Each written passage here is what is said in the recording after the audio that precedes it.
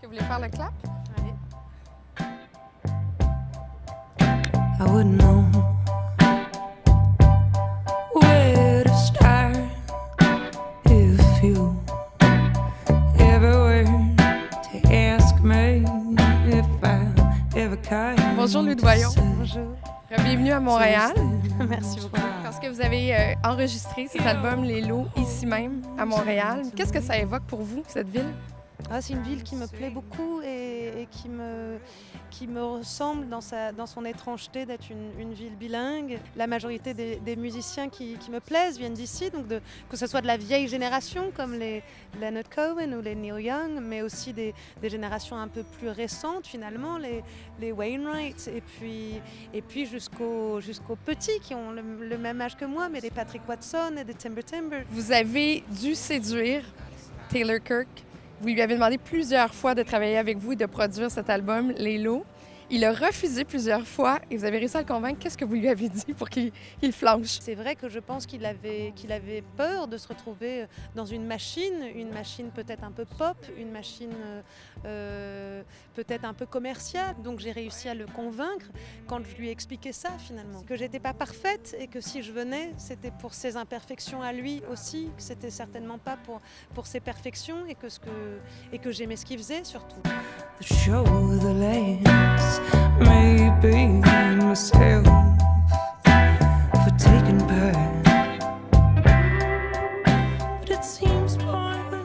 Vous faites du cinéma, vous chantez, vous jouez de la guitare. D'ailleurs, c'est quoi la relation que vous avez avec votre guitare? Parce que je suis sûre que tous les guitaristes ont une relation très spéciale avec leur guitare. Moi, elle est gentille, c'est à moitié ma guitare et de l'autre côté, c'est mon bureau parce que je la retourne pour écrire des paroles. Donc elle a une multitask, elle aussi. Mais voilà, j'ai un rapport assez simple finalement avec ma guitare. Vous n'aviez pas besoin d'être connu dans la vie. On vous l'a donné de naissance. Donc, il vous restait qu'à être artiste. Oui et non, parce que c'est une position déjà, c'est très nouveau, ce monde qui a envie d'être connu. Avant, on avait envie d'avoir un métier qui rendait connu ou pas. Donc moi là-dessus, je viens des années 80, donc c'était pas encore la mode d'être connu à tout prix.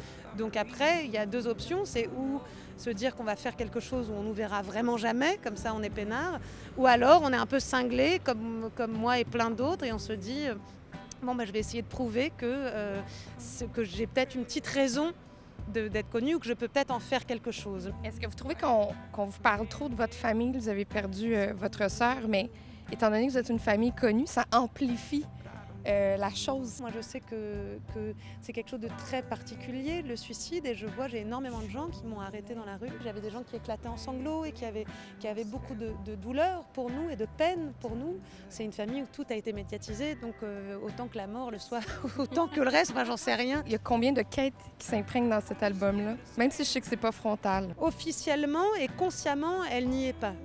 C'est quelque chose de trop intime et de pas digérer du tout. Donc peut-être que plus tard, il y aura quelque chose. Mais pour l'instant, c'est encore trop compliqué tout ça. Vous allez venir nous revoir pour des concerts? Parce que votre album, il est magnifique. Merci beaucoup.